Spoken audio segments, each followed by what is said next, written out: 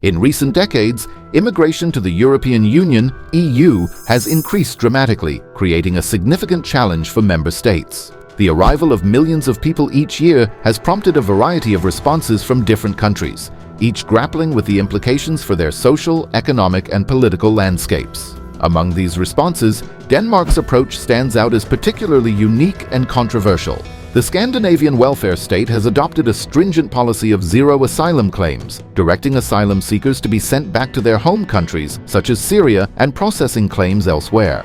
This approach, which in other European contexts might be labeled as extreme or even racist, has become a central part of Denmark's political and social strategy. So that people who don't get asylum, who doesn't have any legal claim on asylum, they return to their countries of origin, and we managed that for the past 5 years to change those numbers. As Denmark navigates its immigration policy, it sets a notable precedent that contrasts sharply with the practices of other EU countries. Denmark's approach to asylum is characterized by its uncompromising stance. The country has implemented a zero asylum policy, which means that asylum seekers are not processed within Denmark. Instead, they are either sent back to their home countries or have their claims reviewed in other locations. This policy has significantly impacted the number of asylum applications Denmark receives. In 2020, Denmark recorded only 1,500 asylum applications, representing a 57% decrease from the previous year and marking the lowest number since the 1990s. This dramatic reduction stands in stark contrast to other Scandinavian countries like Sweden, which recorded 13,000 asylum claims in the same year. Denmark's strict policy reflects a deep-seated skepticism towards asylum seekers, a stance that is at odds with its traditional image of politeness and progressiveness. Denmark's current immigration policies are a far cry from its historical approach to refugees. The country was a pioneer in refugee protection, being one of the first to sign and ratify the UN Refugee Convention in 1951. This convention's core principle of non-refoulement ensures that refugees should not be returned to places where they face serious threats. Historically, Denmark was known for its open-door policy towards asylum seekers, offering robust protections and support. However, this openness began to wane in the 1990s, as Denmark, like many other European countries, faced the effects of increased migration. Public concerns about the impacts of mass migration led to a rise in anti-immigrant sentiment, paving the way for the right-wing Danish People's Party to gain prominence. This shift marked a significant departure from Denmark's previous stance, with political figures advocating for stricter controls on immigration and a focus on preserving Danish culture and societal norms. In response to the growing concerns about immigration and shifting public opinion, Denmark has enacted several significant legislative changes. The Danish Parliament introduced a temporary protection status in 2015, which allows the government to revoke protection if conditions in the asylum seekers' home countries improve. This measure was designed to address concerns about dubious asylum claims and to deter economic migrants who were seen as draining taxpayer resources. The following year, Denmark passed a controversial law allowing authorities to confiscate the jewelry and valuables of new arrivals. This policy aimed to offset the financial burden on Danish taxpayers by using the confiscated items to cover the costs of asylum seekers' stay in the country.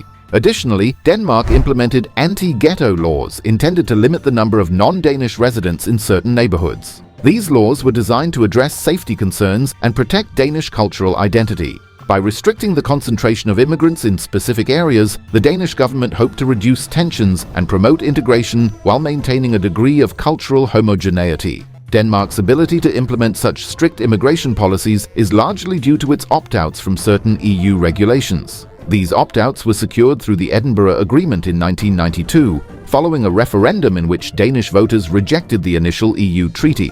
To address concerns and persuade Denmark to join the EU, a package of measures was agreed upon, granting Denmark opt-outs from specific EU policies, particularly in areas related to police and justice. These opt-outs provide Denmark with the flexibility to adopt policies that would be incompatible with EU regulations in other member states. This legal leeway has allowed Denmark to pursue its unique approach to immigration without being bound by the same commitments that other EU countries must follow. The goal of this proposal was to prevent refugees from obtaining asylum in Denmark and to address concerns about rising crime and social issues observed in neighboring countries like Sweden. Since the Social Democrats assumed power in 2019, they have actively pursued policies aimed at implementing this vision. One of the most notable recent legislative changes is a new law allowing Denmark to deport asylum seekers to third countries while their applications are processed. This law, which passed with substantial parliamentary support, has faced criticism from the European Commission and various international organizations. However, it has received broad support from the Danish public, reflecting the strong national consensus on the need for stricter immigration controls. Denmark's approach to immigration has drawn significant international criticism. The European Commission has expressed concerns about the legality and human rights implications of Denmark's policies, particularly regarding the transfer of asylum seekers to third countries like Rwanda. Critics argue that such measures violate fundamental principles of refugee protection and humanitarian standards.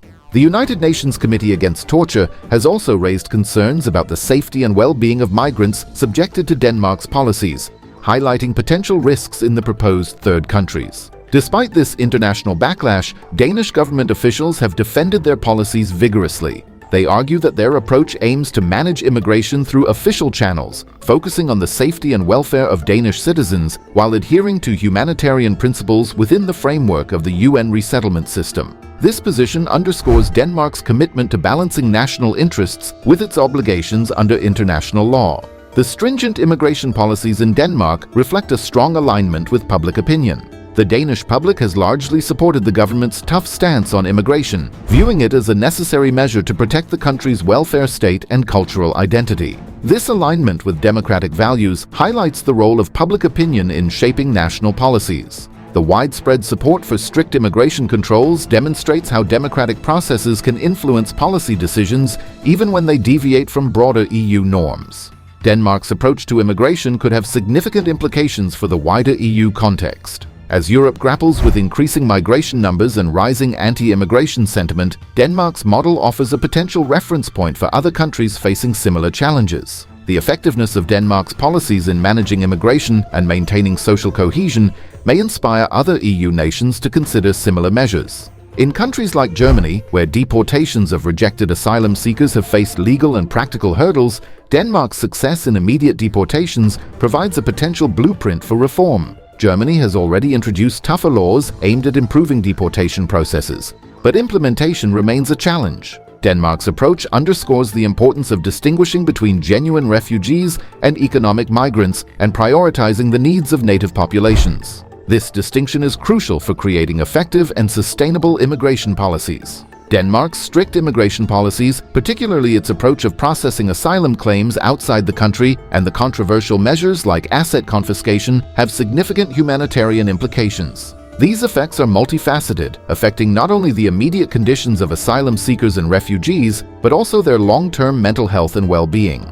Many asylum seekers come from conflict zones or countries where they have experienced severe trauma, including violence and persecution. The prolonged and uncertain process of seeking asylum can exacerbate these pre-existing conditions. Prolonged exposure to such stressful and adverse conditions can have long-term health effects not only on the current generation of asylum seekers, but also on their children. Early exposure to trauma and instability can affect the development and mental health of children, potentially leading to a cycle of disadvantage and mental health issues that persist across generations. If you found this video enlightening or inspiring, please give it a thumbs up and share it with those who might be interested in this important topic.